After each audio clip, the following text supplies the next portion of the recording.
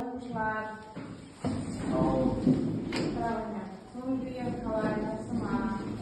bugün sabahımızda başlayımız. Sabahımızda başlamas burun biz 3 topqa bölünüp aldık. Birinci topumuz Amerika, ikinci topumuz Afrika, üçüncü top Евразия. Endi bugünkü sabahımızda bilim kazması arqılı бағалау жүйесі turadi. Әр тапсырманы орындаған сайын осы балдық жүйені біз белгілеп отыру арқылы сабақтың соңында қанша балл алғанымызды көретін боламыз. Оқушылар, бүгінгі сабағымыз тақырыбы қандай екен? Геоэкологиядағы антропогендік факторлар. Кітаптерлерімізді ашып, күннің ретін тақырып жазып аламыз. Сабақтың мақсаты табиғаттағы әсер ететін антропогендік факторларды топтастыру және графикалық түрде ұсыну. Тапсырмасы бойынша балалар геоэкологиялық аудандастыру тақырыбы бойынша Word әдісі арқылы барлығымыз телефонымызды қосып тапсырманы орындаймыз.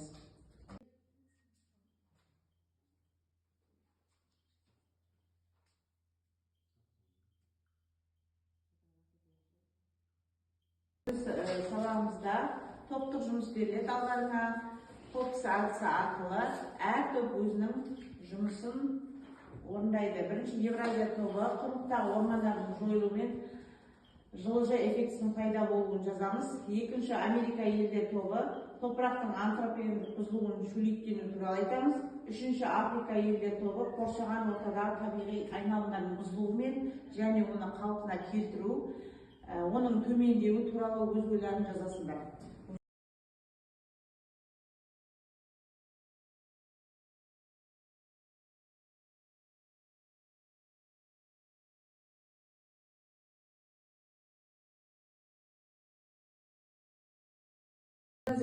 Бірінші сөйлем біздің ойымызша ормандардың жойылуы жылыжай эффектісінің күшеюінің негізгі себептерінің бірі.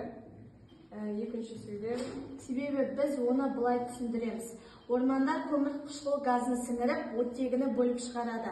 Алайда ормандардың жойылуына нәтижесінде атмосфераға бөлінетін көмір қышқыл газының мөлшері артады. Қазақстандағы Арал теңізінің тартылуы табиғи айналымдардың бұзылуына жақын мысал бола алады. Төртіншісі ол бізге қорытынды. Табиғи айналымдардың бұзылуы мен өзін-өзінің қалпына келтірудің қабілетінің төмендеуі болдырмау, қоршаған ортаға зиян келетін әрекеттерді азайту, қорғау шараларын күшейту қажет. Топырақтың антропогендік бұзылуы мен шөлейттенуі. Антропогендік бұзылу салдары азық-түлік өнімдерінің азаюы, екіншіден экожүйелердің бұзылуы, үш жердің ауыл шаруашылығына жарамсыз болуы. Ал шөлейттенуге қарсы күрес әдістері: бірінші әдісі ағаш отырғызу әдісі, екіншісі жерді тиімді пайдалану, үшінші әдісі ластануды азайту, төрт суару жүйелерін жаңарту. Яғни және де адамның әрекетін, яғни шамадан тыс жер жырту, орман кесу, химиялы заттарды пайдалану және мал топырағын құнарсыздану жатады.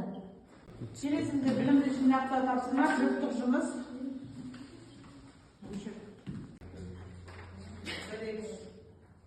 Антропогендік факторлар: ауаның, топырақтың, судың ластануы және ормандардың жойылуы, табиғи ресурстардың шамадан тыс қолданылуы, судың тапшылығы және де климаттың өзгеруі, мұздықтардың еруі және қызыл кітапқа енген ормандардың ластануы, жануарлардың шамадан тыс ортадан жойылуы,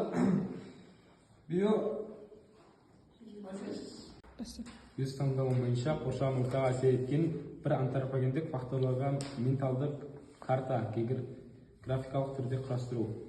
Өнеркәсіптік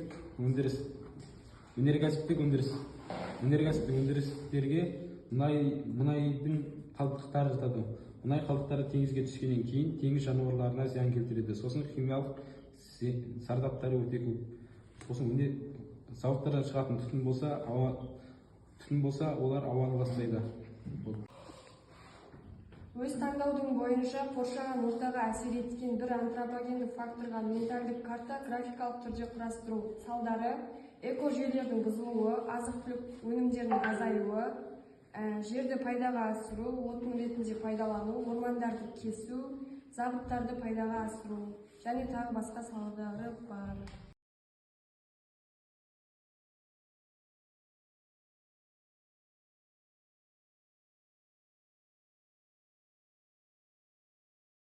Орманның.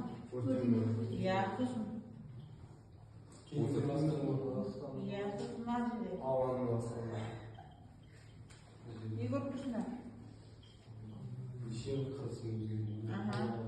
Неге ұшырап жатыр? Эрозия. Эрозияға. Сосын тағы ластану, ауа райының бұзылуы, иә. Сосын мына жерде. Ортохимиялық тұтыну. Иә, мына жерде Судың ластануы. судың ластануы, иә. Яғни осы суретте бәрін көргенде нені көріп тұрсыңдар? Ластануы. Иә, қандай ластану? Республикасы бойынша антропогендік өзгеріске ұшыраған Каспий теңізі, яғни мұнай газдың қарқынды дамуы экожүйеге кері әсерін тигізіп жатыр. Қазақстанда антропогендік өзгеріске ұшыраған жерлер, олар Байқоңыр, ең бірінші Байқоңырда озон қабатының тесілуі байқалған, өйткені ол жерде зымырандар озон қабатын тесіп жатыр. Және де Арал теңізі бұрын теңіз болып, қазір тартылып қалған. Ол жақта шөл болып жатыр. Ал Семей облысына келетін болсақ, Семейде ядролық қару біздің тәуелсіздік алмай тұрып, Ресейде болған кезде ядролық қарулар жасалынған, сынақтан өткізілген.